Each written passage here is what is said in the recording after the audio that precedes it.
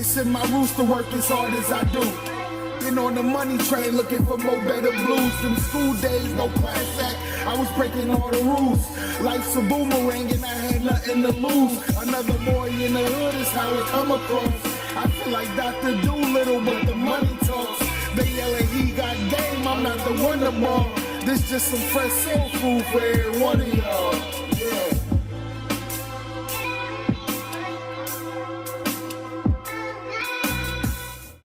Yo, welcome back for another episode of Cornbread Movie Review. Thank y'all for being patient, man. We back at it again. Make sure y'all like and subscribe to the channel. Please do that. Hey, shout out A Square Podcast too, man. Make sure y'all like and subscribe to our channel with that too. We got a weekly podcast as well. Today, if you're new to the channel, understand I do movie reviews, TV shows, top fives. Sprinkle in some other stuff in there too. So make sure you check out my catalog, bro. I try to keep y'all entertained so that it's not just a channel that you always know what's happening. So with that being said, today we are doing a movie review, and that movie today is Godzilla versus Kong, The New Empire. Yes, The New Empire is out now. It's in theaters. It's PG-13.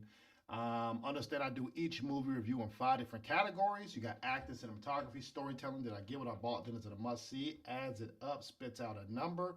And then guess what? Give you that Cornbread movie review. And then I ain't gonna never leave y'all with a forgotten movie, all right? So today, the first category that we're gonna discuss is acting. All right, who's in this movie? You got Rebecca Hall. She's been the same character in the last three Kong movies. She plays the doctor. She plays the person overseeing Kong. But then she also has a daughter too, who adopted daughter. Also has a daughter too, where she's the medium. Like, okay, I'm still trying to be the parent, but my daughter also has a connection with Kong, and so I'm trying to see how that relationship works and protect her, but protect humanity and Kong too, because I don't want the world trying to kill him as well. So other than that, ain't no acting in this movie. Ain't no acting, dog. Acting's an afterthought in this movie, bro. Honestly, I'm sorry. If you came to watch this movie for the acting, you're going to be highly mistaken. Not saying there are bad actors. Let's be clear. The actors did a good job. They did what they're supposed to do. But if they only on the screen for 2 minutes out of a 2-hour movie, like, that's a difference, right? So, like I said, they are afterthoughts. They did their best. They're relatable. Some scenes were trying to be heartfelt. But it seems like their character arcs are irrelevant in this movie.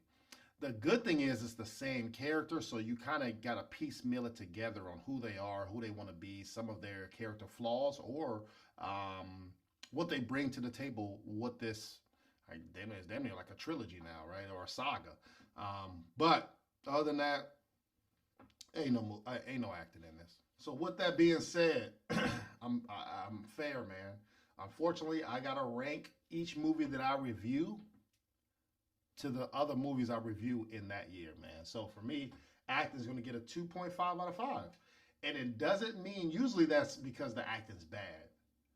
They got a 2.5 out of 5 because there is no acting in this movie. So I have to keep it fair, man. It is what it is. Hey, let me know in the comments if you agree or disagree, all right? Next category, cinematography. So the movie was $100 to $50 million to make, which is good, but it seems like they spent all that money for this part of the category, right? The aesthetics, how does it look? How does it feel? Audio, editing, all those things, all right? The movie is also in IMAX and in 3D, which I think I saw it in IMAX, but not 3D, but those options are out there for you if you're looking for that. So the locations of this movie, you have obviously Hollow Earth, which Hollow Earth was presented in the last movie, Kong vs. Godzilla, or Godzilla vs. Kong. They introduced Hollow Earth. So it's basically, you have Earth here, but you go all the way down to, let's say, the Earth, and then it's a whole nother Earth. So it's two worlds in one globe, right? So that's the premise of Hollow Earth. But on Earth, they also went to Rome, they went to Miami, the Arctic Ocean, they went to Egypt. So they were just hopping places to places. Doesn't mean they really went there. I don't know. I tried to do some research to see if they really filmed in those locations, but on film, they're saying, hey, this is this place, this is this place, this is this place. So just letting you know. I really like also that since this is the third iteration of, let's say, the Kong series, I like how they're putting that age and all these wars and battle scars on Kong, right? So now he an old head in this movie, man. His tooth, he got a toothache that's falling out. He got gray hairs. You can see the scars on him, like he looks older. He's ready to just retire, but life just won't happen and let him retire. So I really love that detail on that. You don't know how far from movie to movie. That was one part that they didn't have. Like, this is 5 years later, 10 years later. But you can tell that we're progressing with how he looks. So I do appreciate that. The movie also has, since there's no actors, you just have monsters everywhere. You have a lot of body language communication, which is pretty good too, that you can understand or kind of interpret what is going on when there's no words saying it, when there's no words portrayed out there. So I think that's pretty good in relaying that message to the consumer, us watching, the viewer. So that also gets points for me. Then they tried to be creative in the monsters. Some monsters look great, some don't. Like I said, especially when you go to Hollow Earth, they create a whole new possibility of new creatures. And then even when they're like, let's say Godzilla, or I think it was Kong, swimming and stuff like that, they try to freeze and do the music matching with the scenes.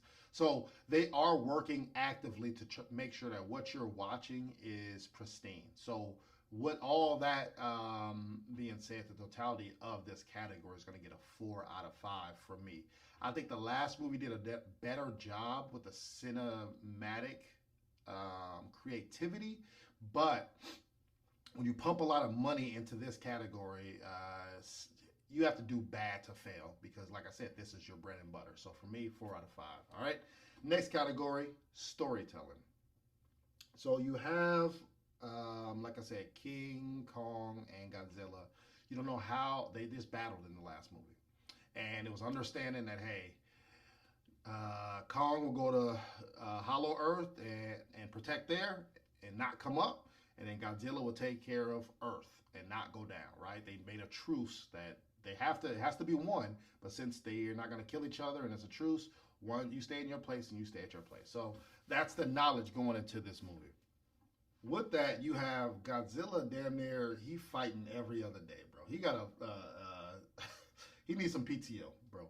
Godzilla is fighting 40 hours a week. Every time it's just somebody just popping up, right, and he's fighting them.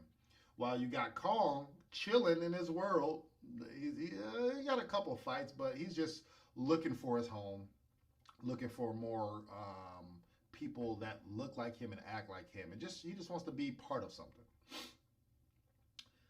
Also, the good thing with the storytelling is, since you have the same characters like that I said in acting, the storyline helps you progress.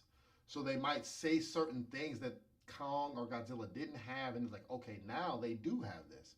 So it's understood that they don't have to go back to, or they didn't mention something, and I'm beating them up because they're like, hey, you didn't mention this. How did we even get here? Some of those things from the previous movie get us to this point. Those are the good things from what I see in the storytelling. Let's talk about the bad.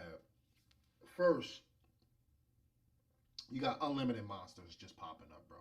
Come on, bro. How'd these monsters get here? Well, let's talk about that. And why are they so dormant, all individualized? Like, are they hibernating or sleep? You have some storylines where these monsters are being created. Okay, that makes sense. There's a new villain. He creates a monster to take out the big monsters, right? That makes sense. You just got people just, Bee-Man just pop up out of nowhere. Then you got Mothman. Then you got Radio Man. Then you got Beanie Man.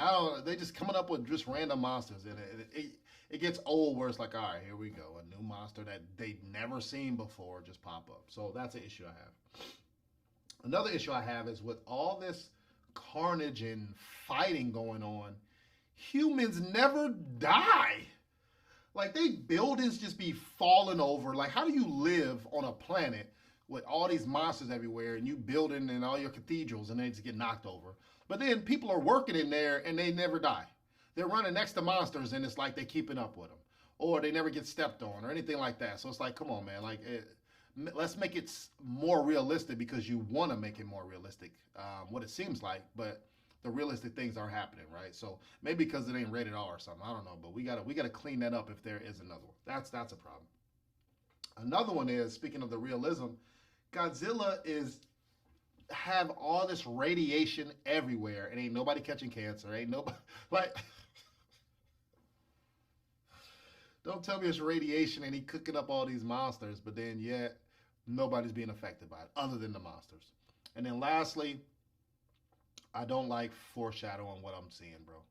The Avengers are starting to form, bro. I don't like it.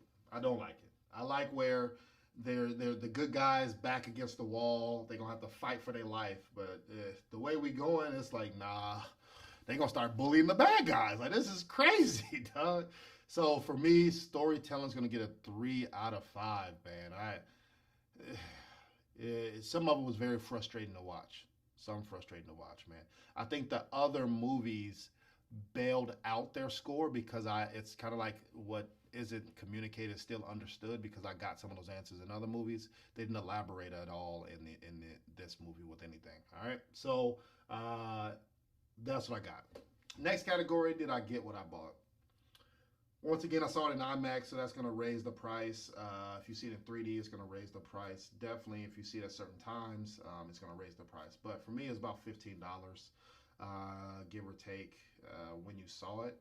But probably about $20, especially if you buying candy, food, and drinks, and all that stuff. So that's how much it is. This is also a Wi-Fi. I said a Wi-Fi, a sci-fi action movie. Hey, don't judge me, man. It's Cornbread Movie Review. No judgment over here. The good thing is this movie gets a lot of Kong, right? I think King Kong is the favorite. Godzilla's for like the niche people who want to see, okay, this is a Titan and he's fighting. I think the bread and butter who's gonna sell is gonna be King Kong. So you get a lot of King Kong in this movie. They slow walk the action, but when we get to the action, it's action because every fight is life or death. Every one. Somebody's dying after this fight, right? So you get the intensity, you get the pure survival mode in all these fights, which is good. And then some of the fatalities is just it's great. Some of it looks crazy, you know, King Kong killing it and eat them, so it looks slimy and gross, but I like that. I think they missed the opportunity where you have Godzilla. Obviously, we're saying some spoilers. Godzilla's taken out certain bosses to become the ultimate boss to fight the bigger boss, right? But it's like that's such a great like. Give me that storyline, right? Like show me because that's what I'm here for too. I'm not just here to see Kong. I'm here to see Godzilla and if he's really him. And it's like you're telling me he's really him, but you fast forward through that, and I don't like that. So hopefully next time give us more of that. There was some comedy relief, which is always good in these movies. Also, where you have the trailer for once finally didn't spoil the movie. Thank you. So I appreciate that. So, and if you've seen the movie, you know exactly what I'm talking about. And I'm not gonna spoil it here either. So for me, did I get what I bought? I'm gonna say a 4 out of 5. I was happy. What got me in the seat, I did get to see it, especially with the trailer having cliffhangers and misinformation. It was good to say, okay, now I see why they didn't have that, and they just didn't spoil it. It wasn't predictable where we were going. So good. Kudos to them. Last category, is it a must see? One positive thing that I've seen a lot more in the past 3 years in movies and TV shows is sign language being introduced to mainstream movies.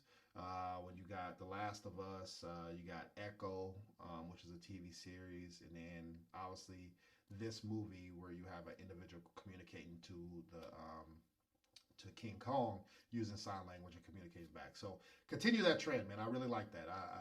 I'm always happy to see people who air quotes have less than still showing that no, we're here to stay. We can educate you guys, and you guys can get educated on how we are too. So I really like that. I didn't know.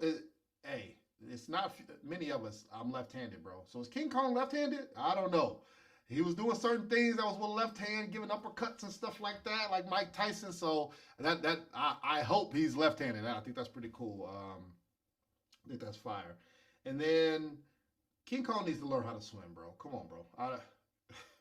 Your kryptonite is these water monsters, and they cook you up damn near every time you're in the water, and you're about to drown, man. So you need to learn how to swim. Take some swimming lessons, man. But it's very nostalgic in watching these movies. I'm not saying I'm getting tired of, okay, it's damn near King Kong versus Godzilla. I want to see more fights with them, but they just have like a certain truce. But for me, is it a must see? I'm gonna say a 3.5 out of 5. I've seen all of them, so of course I would say see this. But this isn't a movie that's like, oh, I haven't seen any of them. Let me take the kids out and we're gonna have a family night to watch this movie. So that's how I rate that. So for me, 3.5 out of 5 is it a must see. So today, ladies and gentlemen, Kong vs. Godzilla, A New Empire receives a 3.5 out of 5. Doesn't mean that that's bad, but that's how I rate it. Make sure y'all check out my 2024 movies as well and see where it ranks up. This brings me to the Forgotten segment. So today, this movie, if you don't know what this Forgotten segment is, it's a movie that you haven't heard of. You did remember it, but you forgot about it, or you need to double back and watch it. I'm not going to send y'all off, man. So this movie came out in 2012. They even made TV shows out of this movie. And that movie is Jack Reacher. Jack Reacher's, ladies and gentlemen, it's an action thriller. It's PG-13. You got Tom Cruise. This is probably the opening scene. I don't know. I got a lot of great opening scenes, but this would probably make maybe top 10, top 15 opening scenes for me in movies, man. And so go back and watch that. And this is where Tom Cruise plays a character where he's a bad mother. Shut your mouth. Hey, he's doing his thing, man. So make sure y'all check out Jack Reacher. I don't want to spoil it for you, but it's a solid movie. Check out Jack Reacher. Check out Godzilla. Check out my other movie reviews, TV shows, all the other content. Cornbread Movie Review, A Square Podcast. Make sure you follow me, like, and subscribe. Thank y'all for showing up. I'll be back next week. Holla at your boy. Peace.